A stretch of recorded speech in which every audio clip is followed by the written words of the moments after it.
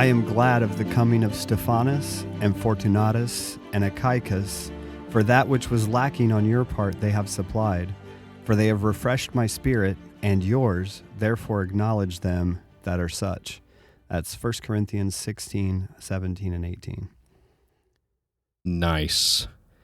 Welcome, everybody, back to another episode of Thinking Well Podcast. I'm Kyle. And I'm Tom. What's up, Tom? Not much, Kyle. We just got done moving, so that feels pretty good. How's your week? Good. I traveled for about the fourth week in a row. Nice. Happy to be done with that for now. It's kind of a double-edged sword because travel usually means work's getting done and deals are getting done, which is good for me, but I'm also in airports a lot and away from my family, so double-edged sword. But something I was going to say is I feel like everybody I know always moves in the summer. This is actually the first time we've moved in the summer. We usually move in like the fall. So much better. It's not in Texas, no. It feels about the same as summer. True. Well, it's not real fall. Yeah. Yeah. Those 2 weeks of fall that we get in Texas. Texas has 3 seasons. Summer lasts for about 8 months. Facts. But I actually have an interesting story to tell, and then I guess we'll jump into our topic. Okay. For today. It'll be another installment on the missions category. But no, as I mentioned, we had a flight planned. We were going to Waterloo, New York, Finger Lakes, upstate New York, Waterloo, and actually really pretty up there, really green, very different than Dallas. Not as hot. It wasn't 120. It was about a cool 75. Oh, nice. Pretty nice. Lucky. But on my way back, we had a connection flight through Charlotte, and had a little bit of a layover. So we're kind of sitting there waiting for our plane to board, and there's this gentleman who's kind of talking to this stewardess and asking her a lot of questions, and I didn't really think much of it. He was kind of on the other side of the terminal, but I definitely noticed him. Fast forward, I'm getting on my plane. I'm seat C, so the aisle, and I boarded before the other 2 individuals, so I was like, great, I'm going to have to get up twice, right? So window seat gets, she sits down. Her name is D, and the gentleman that I recognize from earlier in the terminal walks up and, sits down next to me. And immediately he starts, talking to me and kind of sharing what's happening in his life. And, he tells me that he's on the spectrum, and, he has ADHD, and, talking to me about that. And he really kind of immediately brings up that he's on his way to Virginia to stay with his family for a while. And unfortunately, him and his wife were just very recently, I think that day, separated. Okay. So he's, I don't know exactly what happened, but removing himself from the situation for a little while, staying with some family. Huh. So in my discussions with him, and, understand he's first time ever on a commercial plane, very nervous about it all, about the plane taking off. He was like, I don't like roller coasters, so I don't know how I'm going to do with, going up and going down. I was like, hey, don't worry about it. Like, you'll be fine. So, me and Dee, the other lady on the other side of him, kind of help him through that. And she's a nicer, older lady, probably in her 60s. And, we're just kind of talking to him about what's happening in his life and planes in general. We're just talking to him. And we get on the topic of what's going on in his life with him and his wife. And he kind of just starts spilling it. He's like, hey, we were given homeless status by the state of New York, and they provided a hotel for us to stay at for a while. And apparently his wife didn't want to do that, so there was this huge fight, and they ended up separating like that day because of it. And I was like, whoa, okay. And he looks at me, and he's like, hey, I'm an ordained minister. I was like, oh, interesting. Okay. Like, tell me more about that. Like, like what's, did you go to seminary? Like, what do you do? Like, what do you believe? So we got into it. We got into the weeds, right? We started talking about doctrine and what we believe and what's going on in his life and what led him to here and what he does. And, come to find out he believes in God, but he didn't have a personal relationship with Jesus Christ. Okay. So he I would say, was not saved at that point. He didn't understand that concept of salvation. So, in talks with what's going on with his life and everything surrounding that, he said, hey, well, and after me sharing, like, what we do here and what I believe, yeah, he was like, hey, when you get where you're going, will you pray for me and my family? And I was like, dude, I'll pray for you right now. Like, we're on an airplane. Awesome. Like, what are we gonna do? Like, I don't care. Like, other people around me are, annoyed or whatever. Like, I have a captive audience. Let's go. Yeah. So, I told him, I was like, I'll pray with you right now, dude. So we, sat down right there and we prayed, and I, told the Lord that, hey, we don't, as humans, as who we are, we don't really understand why things happen. But I told him that the Lord is greater than this world, that Amen. Whatever's happening in his life, if he trusts him and stays close to him and really, clings to the word and what we're doing there, pray, that the Lord said he'll never leave or forsake you. And offered his, as much peace and hope to him as I could in that troubled time. And, he thanked me for that. And by then I kind of got the sense that he didn't quite understand what I was referring to with salvation and the whole gospel message. So I kind of dove into that. Like, why not? Right? We had 30 minutes left in the flight, and so I kind of asked him some questions about that, and took him through Romans a little bit, and about the sin condition that we have, and that's kind of, I think that's where you have to start. For sure. The understanding that you can't make it on your own. And got to make sure they're a sinner. They've got to know that they're a sinner before they can get saved. So yeah. Yeah, absolutely right. Yeah. The first step in solving a problem is realizing and acknowledging that you have a problem. Yep. So after that, we walked through the solution to the problem, right? That God sent his son to die for his sin specifically, and that, you don't have to, you don't have to, there's no requirement of good works. You don't have to worry about you being good enough to get to heaven. There's no scale somewhere. Right. Yeah. And I told him, I prayed with him, and, I think that he trusted the Lord as a savior on that plane ride. That's awesome, man. And I, got his number, and after that, I, made sure he got to his gate and, bought him dinner and sat and talked to him for a little bit, but made a new friend on the flight from Rochester to Charlotte. That's cool, man. Well, and especially how tragic that thing with him and his wife happened, but had that not have happened, he wouldn't have been there that day. Oh, for sure. And so how the Lord uses that situation. Even crazier, Tom, is about 15 minutes before we boarded, the hostess, the stewardess comes, up on the intercom and is like, hey, if you are able-bodied and are willing, we need 2 or 3 people to sit in the exit rows. So come see me up here if you're interested. And I was like, okay, well, that's about 10 more seats forward on the plane than I was. So I was like, this will work out perfect. I'll get out sooner and, whatever. I don't mind sitting in an exit row. Mm-hmm. And I started to, get my bags off the ground and get them on and walk over there. And, I look up and there's like 20 guys over there. So I'm like, I won't. Yeah. I'm not going to worry about it this time.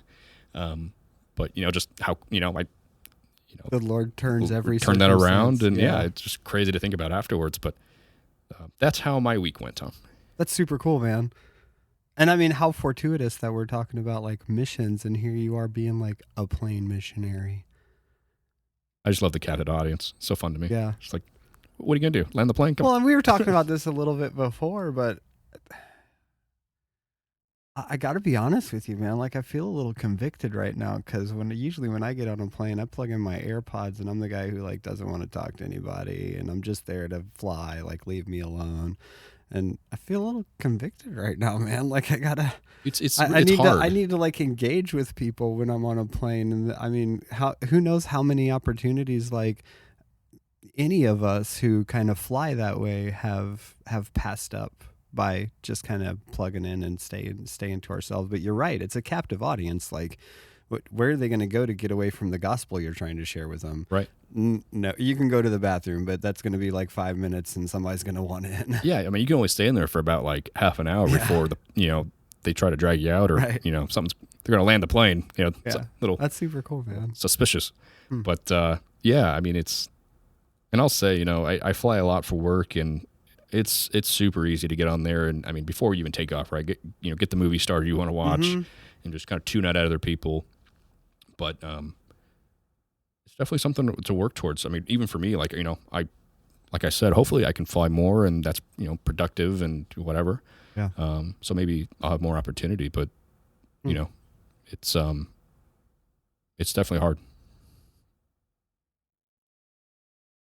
Well, I guess we'll jump. Here's a segue. Yeah, I guess we'll jump into the missions thing. Let's do it. I think the way that I would kind of like to start off is kind of putting our listeners in the mindset of just from conversations with a lot of missionaries and a lot of missionary wives, some takeaways that I have, and kind of going back to what we started this with was the Missionary Kid 18, the MK18 dilemma. And in that vein, I think the best way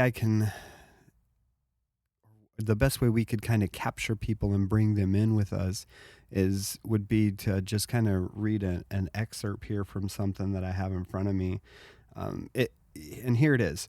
So imagine you've been tasked with a job that requires you to uproot your whole family and move to a foreign country. Here you have no relatives. You really don't even know when you may see your actual relatives again. You've got no friends in that country. You don't have the face-to-face support and counsel of your home pastor. You don't have the face-to-face guidance of your own parents. Your family, while they're willing to go with you because they understand that that's their duty, they may blame you for some way in taking them away from their extended family, their mother and father. Your wife, perhaps, might somewhat blame you for taking her away from her parents and her siblings. Close friends at church that she's not going to be close to. Your kids from their friends, their cousins, their uncles, all their church family. Now, don't get me wrong, they're not going to harbor any bitterness towards you, but at the same time, well, at least your wife won't. Your kids may. But your wife and your kids understand that this job is going to be the Lord's work.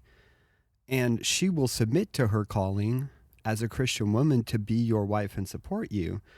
And I'm speaking a little bit from some personal experience here. I can guarantee you that your kids will blame you in some way for taking them to a foreign land. This is what missionaries do. This is the thing that they go through. And it's a volunteer thing. It's something that they've been called to do. But even when they get there, there's, in addition to all of the family stress that's being caused by kind of uprooting your family and following where God wants you to go, well, now you've got to figure out, well, what area of this town that I've moved to do I start to work in? And how do I do that? You've got to pray about it. Do you canvass? Well, canvassing with tracts and invitations doesn't work in every single country the same way. Yeah, we see that here in the States, like even from a church perspective, some churches are really successful at like going out door to door on Thursday nights and knocking on doors, and they get success from that. Well, I think the times kind of changed too, right? Yeah. I mean, even 20, 30 years ago, I think you'd probably have a higher success rate with canvassing. Mm-hmm. Just national, worldwide, globally, Right. than you'd have now. So, I mean, do you do that? Do you stand on a street corner and pass out tracts? Do you stand on a street corner and get up on a crate and with a speaker and a microphone Yeah. and street preach? Like, what are the people of that area going to respond to, and how do you best get the word out? And it's more than just going out and inviting people to a church building, because a lot of times you don't have a church building to start off with. I Right. mean, it's very difficult to justify from a missionary perspective, I need a church building. Well, okay, how many converts do you have? I don't have any, but we need to get a church building. So you're going to use support from churches to get a church building that you don't have anybody to go there with? Like, what's the expense for? Because as missionaries, like, their expenses are publicized. Like, people know what all the churches that support them know what they make, and their home church knows what the funds are being utilized for, and all these things. What do you target the older generation in the area that you've gone into, or do you target the younger generation and hope that the younger generation brings the older generation in? And there's all these things that they have to deal with as missionaries. How do you go about doing those things right? And to top it off, you're alone. It's just you. You can reach out for help and support, but it's just you. Here you are, like we've talked about, kind of recruiting your kids to go help you, like, pass out tracts if they're old enough. But we're sending missionaries to the field that in their mid to late 20s, sometimes in their early 20s, like super young kids. They don't have they're kids themselves, really. Yeah. They don't have kids that can help them to go do that stuff. I mean, their kids will grow up, helping them do that, I'm sure, but they don't have even a co-laborer to go do those things with. I mean, the wife can't go. Who's watching the kids while the husband's out doing those things? And it's not all doom and gloom, and I'm not trying to say that there aren't blessings in it, but these are just a few of the things that a missionary wants to do. Like, as a missionary, you just want to get the word out, right? Like, that's what you're there for, and you're very zealous about it. From missionaries that I've talked to and missionaries we've had in the church, like, they can't wait to get over there, and they're excited about what goes on. But man, speaking of how young some of these missionaries are, they've never really pastored a church before. And now they're on a foreign field, starting a church from scratch. And it's difficult at an established church to pastor a flock, much less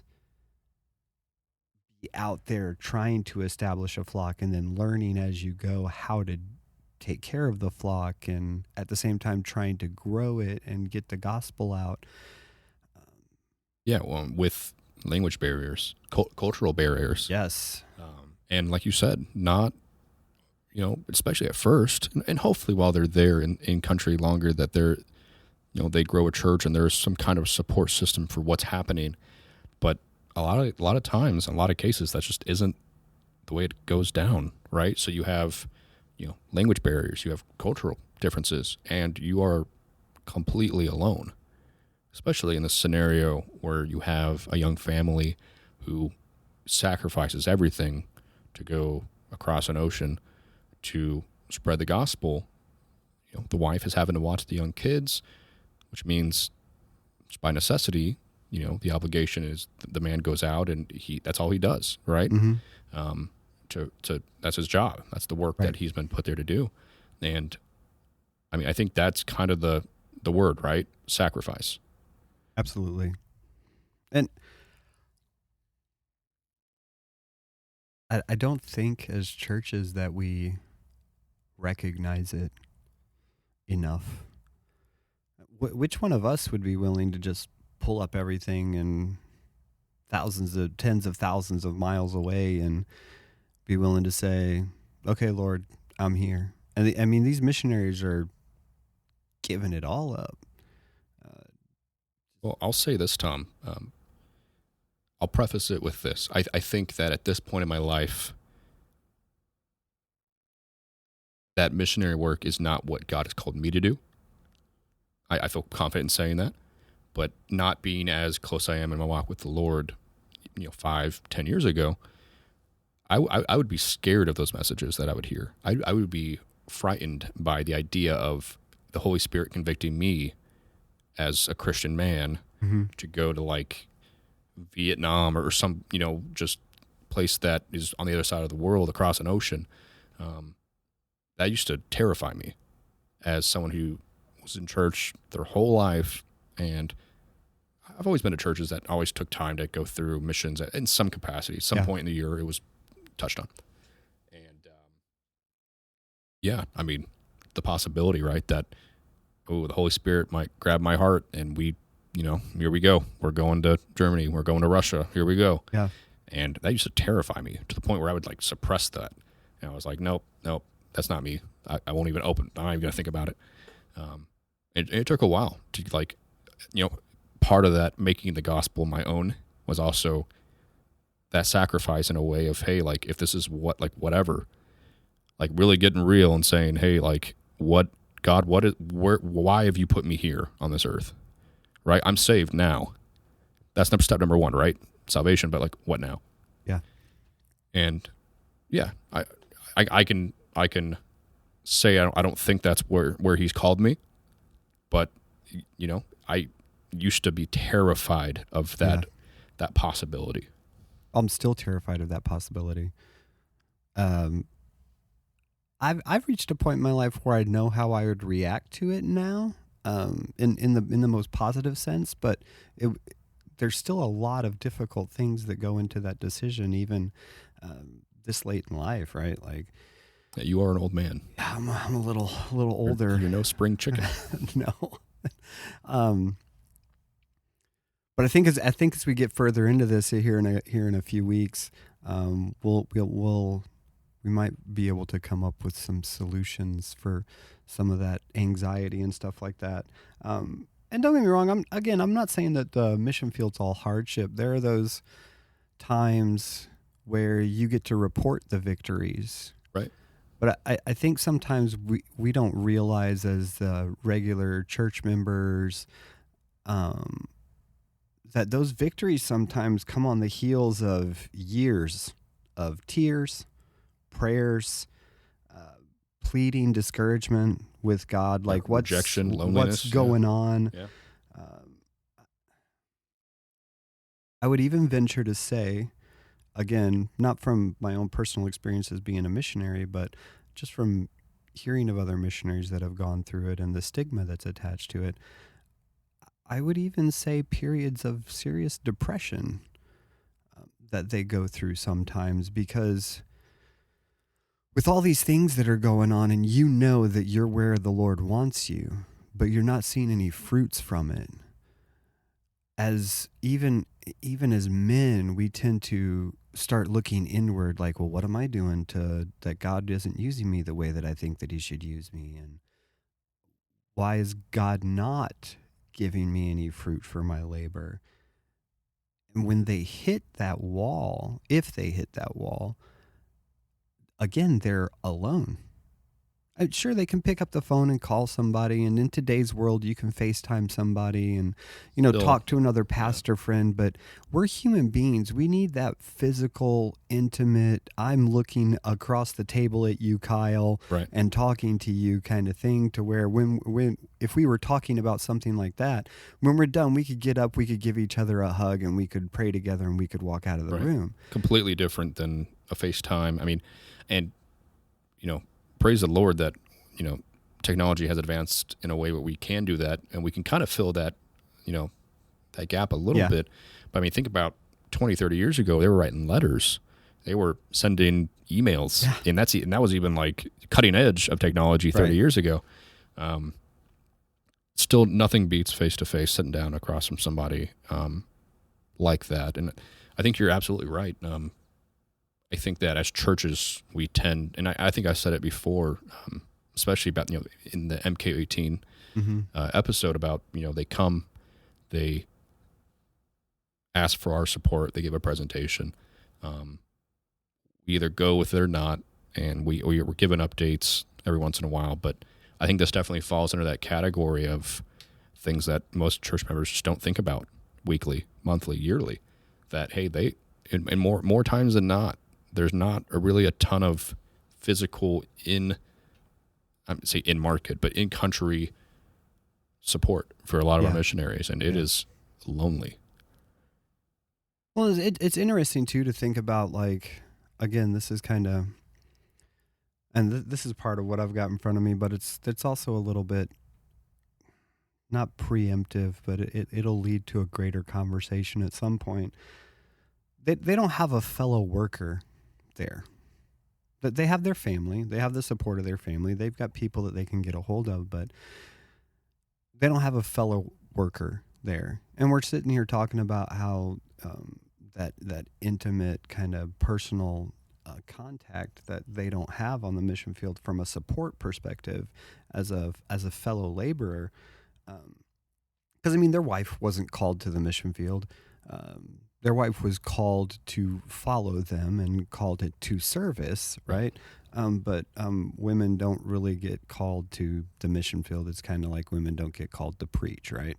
A different need, different job. Women are definitely called. I don't want to take that away from any women. Women are definitely called to serve in specific aspects. But again, missionaries are called, men are called, and men are called as pastors. But and their kids weren't called to the mission field. Their kids submit because they don't really have a choice, and they're going to enjoy. I guarantee you they'll enjoy certain aspects of growing up on a mission field. I enjoyed a lot of different aspects of growing up on the mission field. It was pretty friggin' fantastic. But so their families submit to God in these aspects, but they don't share the calling to the ministry. But a fellow laborer, maybe a family that goes with them, then they've got somebody that they can talk to, somebody who shares in the burden with them, somebody who lets them know that they're not alone and is there with them, working alongside them. And not only that, now you can kind of split the work up, right? Well, you go ahead and go do what we've agreed is going to be the best way to reach out in this community, and today I'm going to spend some time with my family. And every week they can have a day like that where each one of them are able to spend time with their family, but the work doesn't suffer for it. Right. Nobody really has that right now.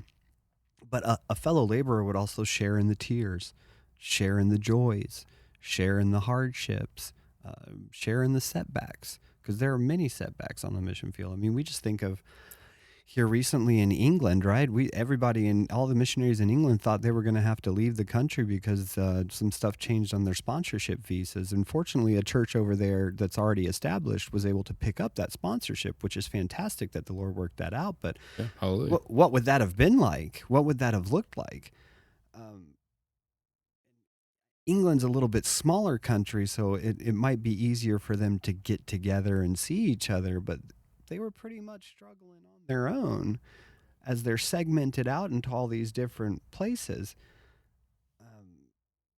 Something to think about too, Tom, and even if you have a very small country, the objective sometimes can necessitate that you kind of separate from somebody else, right? Another church that has like-minded, like faith views, because you're going out to reach an unreached, part of the country. So, I mean, I would say in some cases it's necessary to be away from a fellow Bible-believing, Christian church, right? And I think it's part of it. It's unfortunate to think about sometimes, and what the effects of that can be. That's why I love hearing when missionaries, it's a successful work, and they've planted a church, and they have a few local men that they've raised up, and they're starting to preach, and they're and like I love hearing that, because that is where, like you said, you're able to take some time off. That's when the fruits of your labor really, you get to see that, and you're like, hey, like it's working. People of our community are being raised up as pastors. They're going out starting other churches. That is the whole point. And it's just unfortunate that some of these missionaries that never get to that point. Yeah. And I definitely, after we've really started kind of diving into this whole missions series, it's really, illuminated a lot of what I just never really, some of the dark corners, I would say, of just missionary work that you never really think about or you don't want to think about. Yeah. Well, and speaking of the dark corners, nobody really ever likes talking about money, but from a missionary perspective, so they go around to churches and, we feel like they're always asking for money, and y'all, they're asking for your prayers more than your monetary contributions, but your monetary contributions are necessary for them to do the work that they do. Just like your job contributes monetarily to your life. Well, I'll say this, like you can't be naive and say ministry doesn't cost money. Right. I would love to sit here, Tom, and Crawford, and say money's not a problem. That the work of Jesus Christ, travel, housing, supplies, whatever you need in today's world, it costs money. Right. No way around it. Right. And well, even in Jesus's time, right? Like somebody held the purse. Right. So, they had to deal with funds and money. Well, Matthew, right? Yeah. Matthew was kind of kind of bankrolled everything. Right. And I think, God used that to further the ministry, and they did things. You can read about it. They did things to produce money and raise funds, and they had to pay taxes. They went and got the coin out of the fish, right? Yep. They had all kinds of monetary needs. Yeah, I think it's so naive to, when you think about missionaries or just churches in general. And, I think there's kind of a false premise that all preacher wants is the money. All missionaries want are money. And it's like, no, but it is necessary to get to where we need to be. Yeah. And it's very unfortunate that, and again, double-edged sword, right? There's been people who have misused that and have abused that. For sure. But if you do it the right way, you're absolutely right. Prayers, your thoughts and prayers, your support, not your money. We're talking about prayers. We're talking about phone calls, staying up to date with what's going on in their world. That's what they really need. The money, God will figure out the money. Yeah. Well, you might, through your support, right, and your prayers, you might be moved to gift them through the church, right? To where you're kind of, hey, you know what, we support this missionary, but maybe we should do something for him this Christmas and just send him something a little extra. I'll tell you right now, those were the coolest things that happened to us when we were in Germany. When we'd get a little care package with real American peanut butter in it and maple syrup, that was so cool. No, that fake German peanut butter. Oh no, man! German peanut butter is grainy and oily. They don't even. I love a lot of things about Germany. The peanut butter was not it.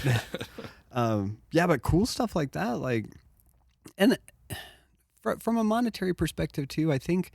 Sometimes, and we've done it here before, where a missionary, somebody will ask a missionary, how much do you need a month, right? And they'll throw out a number. Or they won't throw out disclose a the number because they don't want to give you sticker shock. Right. And I'll tell you right now, the reason why they play that number close to the vest is because people in America don't want to hear that one single family needs $7,500 a month to live in a foreign country.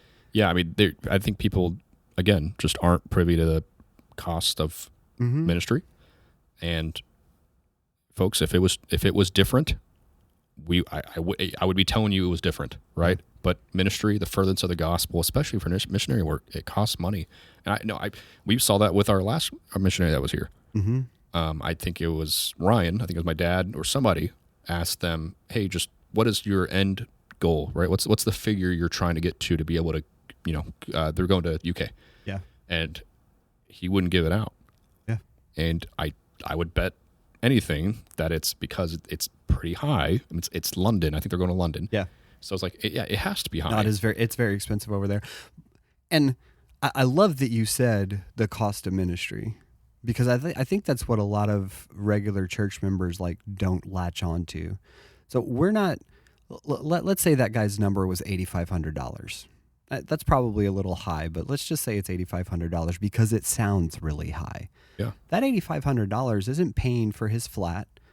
It's not paying for his food every week. Those aren't the only things that it's paying for. It's not paying for the car payment that he may have to get. Like, we make car payments here in the States. They might have to make car payments there in England as well. You have to have a way to get around. You know what I mean? Like, that $8,500 is, he also has to buy ministry supplies. Like, okay, so if he needs Bibles and songbooks to put in the church building, like, he's got to buy all of that from that $8,500. The rent for a church building or the lease for a church building all has to come out of that $8,500. Utilities for that area, like everything. So it's not just what we would consider our expenses, right? It's basically, when we don't take that into account, that's what the missionary is paying for, it would be like us paying our pastor, let's just say a $60,000 salary, right? It would be like paying us churches, paying our pastor a $60,000 salary, but then asking him to also pay the mortgage on the church and all the utilities for the church out of those same funds. Yeah, it's insane. We've got to realize that, like, the missionary isn't asking for $8,500 so he can go live in the lap of luxury in the UK. He's asking for $8,500 because that's going to be what his family lives off of, but that's also going to be what he supports the entire ministry off of as well. And it's probably, if we're being real honest, probably not even enough. Yeah, he's probably being very, very conservative about it. Right. Yeah, no, I would agree. That's one of the dark corners, right, of that ministry. I don't think. Again, I don't think people, when they're presenting, when we accept them, when we hear from them weekly, and it's really not even that. And a lot of church members don't really keep tabs on their missionaries. You might hear about them once a month, once every couple months. Yeah. I guarantee you church members nowadays aren't thinking about physical, but definitely the monetary needs of missionaries in that way. And it's exchange rate stuff too, right? I think a lot of times we forget that, like the exchange rate. So when we first went to Germany, a dollar would get you 2.5 German Deutschmark. So we were like doubling plus our money, right? Well, that sounds fantastic.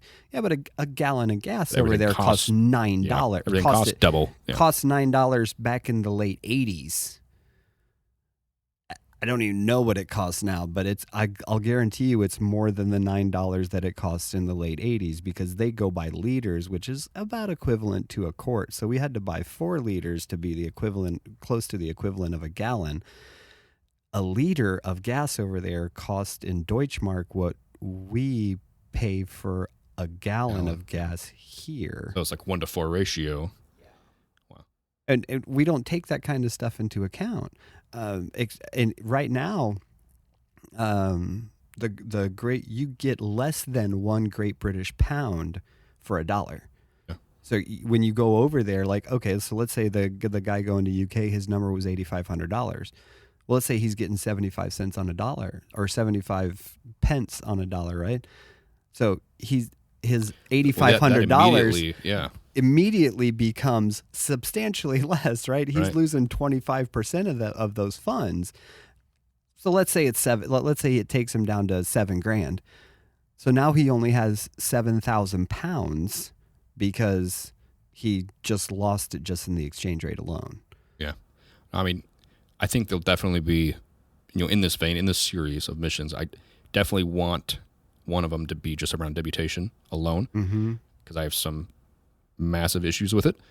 But I think, the whole point of this entire thing, right, is to shed light on those dark corners. Yeah.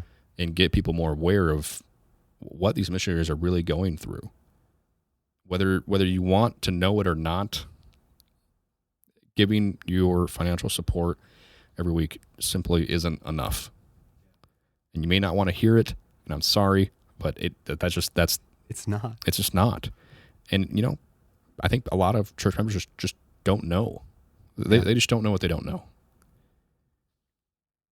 So as we talk about not knowing what they don't know, we'll move kind of from the missionary himself, I think, to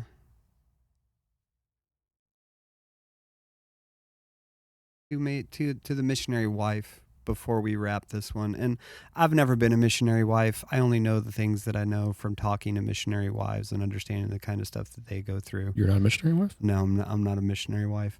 And I would never dream to say that I know everything that they go through.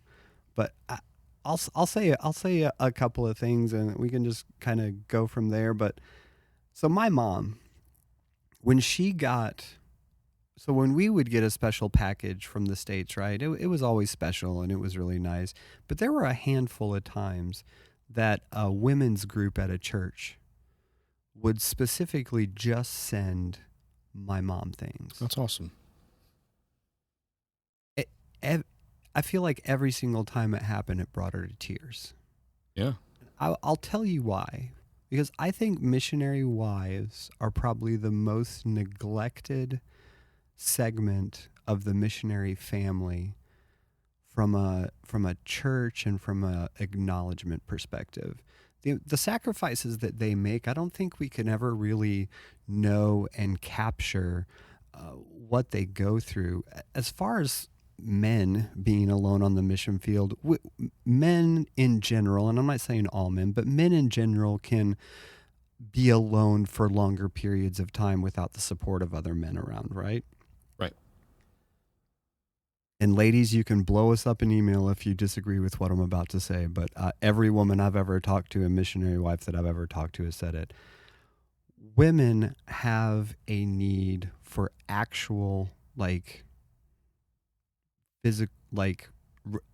actual relationships with other women, like where they can talk to them and spend time with them, and just more interaction. Yeah, more interaction. Where guys can go for a while without that, like women need that in their lives. Somebody to fellowship with, somebody that they can share like the hardships and the joys with. And don't get me wrong, all these women love their husbands, but their husband can only provide that so much. I tried for a long time in my marriage personally to be like, oh, I'll be your best friend, and like that's not enough. Well, I'll say this, right? Women need a best friend, right? And they need like another woman. Yes, and usually that's what it is. Yeah. But no, I can completely understand, right? I mean, even here, right? Like, I'm off to work. My wife, fortunately, is able to stay home with the kids. Yeah. But I get home from work and she's had it with the kids, right? She needs a little bit of time away from the kids, right? And she's here in the States. I can only imagine how it is when you're alone. I'll say Germany as an example, because that's where you were. You have your husband's going out, preaching on the corner, handing out tracts all day long, doing what God called him to do. Right. She's not able to, she might get some relief when he gets home and whatever, but she doesn't have that friend that I think a lot of women have, and it works well for them. And I can only imagine how that must be. She can't go drop the kids off at her parents' house or anything like that for a break either, right? Like they're the only people they know there, right? So it's her there all the time, and I don't want to say that like, oh, poor missionaries' wives. I mean, she understands. She does it. She makes the sacrifices.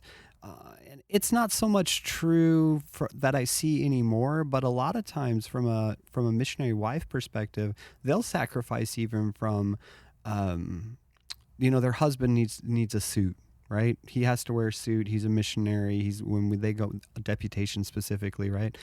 They need a couple of suits, right?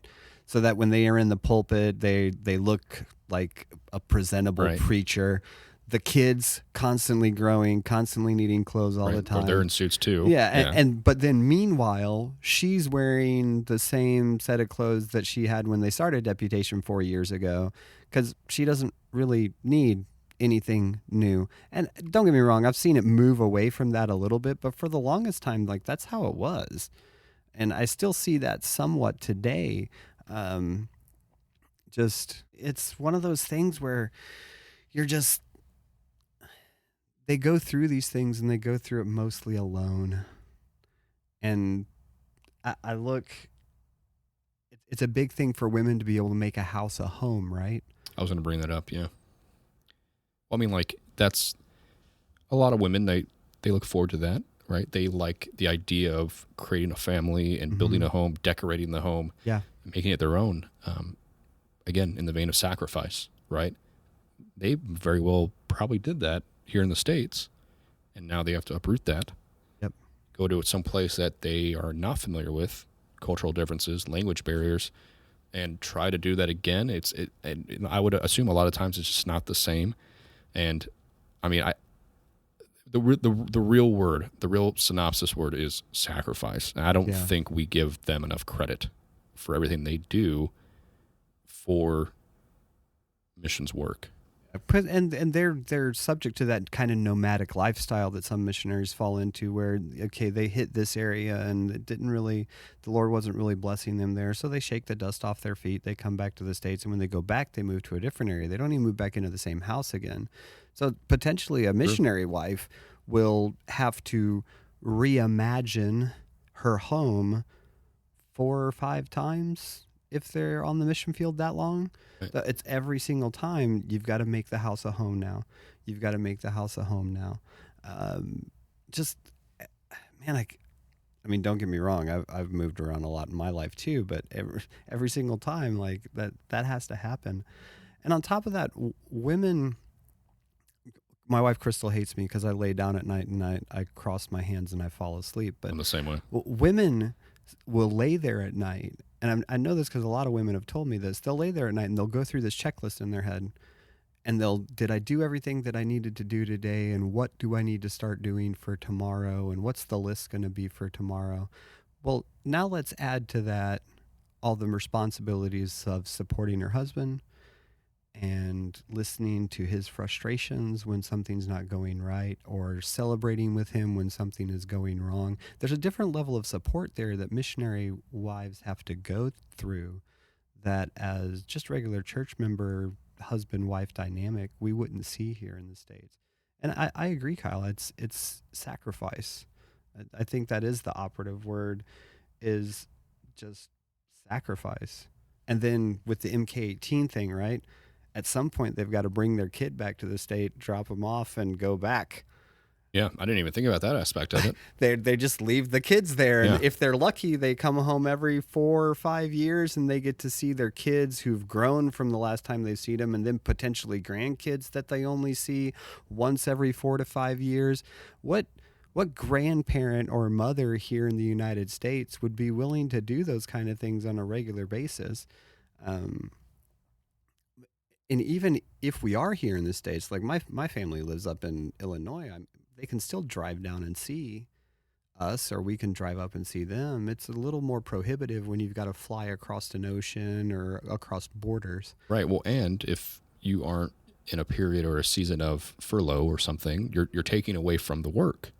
Right. Right. It's like your family up in Illinois, like a long weekend, or if they have some vacation or whatever they can use, but you're not really afforded that, unless every 3 to 4 years, whatever it may be. You've got to go report back to the churches while you're in the States. Right. It's not the same at all. And it's, I can't even imagine. I mean, just the whole thing, right? From when you're young, you're uprooting your whole family, young kids, bringing them over, all the stuff that goes along with that, right? Because not only are you raising kids and making sure they're safe and supporting your husband, like, a biblical scriptural wife should, but you're also, like you said, helping him with going out and ministering his frustrations, maybe even some of the administration work that falls on you. It's just, I mean, if not double, triple, quadruple the amount of tasks and work that it is required of you. I look at it with a new sense of appreciation, and I couldn't do it. No. Absolutely no way. I'm not hardwired to even think that way. And I think that, I'd like to take this time to acknowledge the strong women that have done it faithfully. Amen. For years and decades. Your hard work has not gone unnoticed. You're sending other churches that know about it, revere at this. Yeah. And your husbands sure do appreciate it. And we just want to say thank you. Yeah. Well, thank you to both the missionary wives and the missionaries who are willing to make those sacrifices. A lot of us, even though we could do it, don't have the willingness for it. And I can't say enough what a blessing it is to know the ones that I know, and just Love y'all. Just really appreciate what you do and how you serve the Lord, and all the. It's not that we wanted to talk completely about all negative things, but we do want to bring to light some of the things that I know that a lot of missionaries I know just wouldn't talk about, and that's fine. Yeah, for sure. Y'all don't need to talk about it. Let us talk about it for you, and let us generate some additional love and prayer for you as much as we can. Yeah, we definitely don't mean to be primarily negative, but I will say this. I think that as Baptists, as Christians, when we see a problem, when we see a lack of whether it's communication or a way of in which we should be approaching something, I think that is our necessity to vocalize that and to at least bring it up for thought, right? Yeah, and say, hey, have you considered this? And hopefully that's all that we're doing, right? I mean, we get it. Either side of it, there's grace on either side. But from my perspective, and I think Tom would agree, today's churches can be doing a lot more. Yeah, I agree. Absolutely. Well, there's so much more to talk about, but we'll tackle. We're running out of time. We've got a bunch more episodes to come. Thank y'all for tuning in. It's been our pleasure. Listen, if you've got a story that you'd like to tell, feel free to reach out to us. Drop us a line at podcast@lakeworthbaptist.org. You can hit us up on Facebook or Instagram. We'd love to hear from everybody. Maybe as a missionary or a missionary's wife, you heard the episode and you're like, you know what, I relate to that, or I haven't had those experiences at all. Let me tell you how I've felt supported by my church. We would love to hear from you. That would be great. But yeah, just let us know. We'd love to hear from you. Absolutely. And just kind of as a teaser for next week, we're going to have our resident apologist, if you will. Nice. Ryan Reeves, my father, he'll be on next week. We're going to kind of start another series, if you will, there on apologetics. You'll want to tune in for that one. It's going to be a really good episode. So we'll see you next week for that. Thank you, everybody, for taking a plunge in this week's Thinking Well, and we'll see you next week.